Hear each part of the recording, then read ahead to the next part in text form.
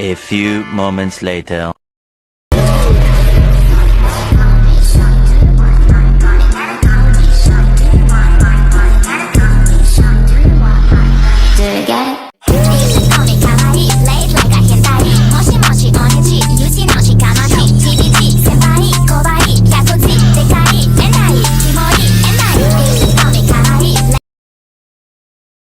Hubungan antara hukum internasional dan hukum nasional. Apa itu hukum internasional? Hukum internasional adalah bagian hukum yang mengatur aktivitas entitas berskala internasional. Hukum internasional mengatur hubungan antar negara dan memberikan hak serta kewajiban yang harus dipatuhi oleh setiap negara, serta membuat ketentuan untuk situasi perang maupun konflik yang terjadi. Hal ini juga termasuk ke dalamnya organisasi internasional maupun badan politik.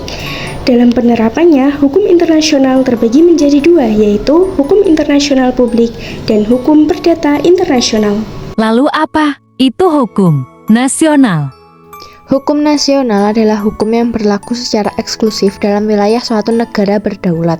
Hukum nasional mengatur hubungan antara pemerintah dan warga negara di dalam suatu negara dalam berbagai bidang seperti perdata, pidana, dan administratif. Tujuan dari hukum nasional adalah untuk melindungi hak-hak dan kepentingan warga negara di dalam suatu negara. Pandangan mengenai hubungan hukum internasional dan hukum nasional. 1. Pandangan voluntarisme. Pandangan voluntarisme ini merupakan pandangan yang dimana hukum internasional itu tergantung kepada kehendak suatu negara. A. Teori dualisme.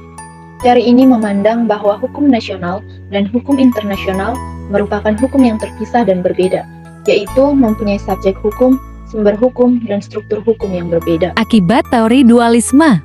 1. Tidak ada hierarki antara keduanya. 2. Tidak mungkin ada pertentangan, yang ada hanya penunjukan atau renvoi. 3. Berlakunya hukum internasional di wilayah nasional melalui transformasi. Kelemahan teori dualisme. 1. Sumber adanya hukum pada hakikatnya sama, yaitu kebutuhan manusia untuk hidup teratur. 2. Alasan beda subjek hukum kurang tepat. 3. Perbedaan struktural hukum bukan prinsipil, melainkan perbedaan yang gradual. Kelemahan paling penting, pemisahan mutlak antara hukum internasional dan hukum nasional, sedangkan dalam praktik tidak jarang hukum nasional tunduk atau sesuai dengan hukum internasional. Yang kedua yaitu objektivisme. Hukum internasional tidak tergantung kepada kehendak negara, sesuai dengan teori monisme. Teori monisme yaitu suatu hukum merupakan satu kesatuan sistem. Dasarnya adalah adanya hubungan subordinasi. Teori monisme dibagi menjadi dua, yaitu monisme primat hukum internasional dan monisme primat hukum nasional. Monisme primat hukum internasional. A. Hukum internasional berkedudukan lebih tinggi daripada hukum nasional. B. Hukum internasional dijadikan moral, etika, dasar hukum nasional. Kelemahan monisme privat hukum internasional. Tidak benar jika hukum nasional bersumber pada hukum internasional. Wewenang hukum nasional dan dalam kehidupan antar negara berasal dari negara itu sendiri.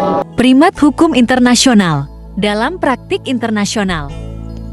Meskipun sering terjadi pelanggaran hukum internasional, namun pada umumnya hukum internasional ditaati. Hukum nasional pada hakikatnya tunduk padanya. Misalnya, 1. Masalah perbatasan. 2. Perjanjian internasional. 3. Hubungan diplomatik dan konsuler. Serta yang terakhir, perlakuan terhadap orang asing dan hak milik asing. Monisme primat hukum nasional. A. Hukum nasional lebih tinggi atau utama. B. Hukum internasional merupakan lanjutan hukum nasional atau hukum nasional untuk urusan luar negeri. C. Hukum internasional bersumber pada hukum nasional. Kelemahan monisme primat hukum nasional. A. Melihat hukum internasional sebagai hukum tertulis sehingga hanya bersumber pada perjanjian internasional. B. Menggantungkan berlakunya hukum internasional pada kehendak atau kemauan negara. Dualisme, penyangkalan terhadap hukum internasional.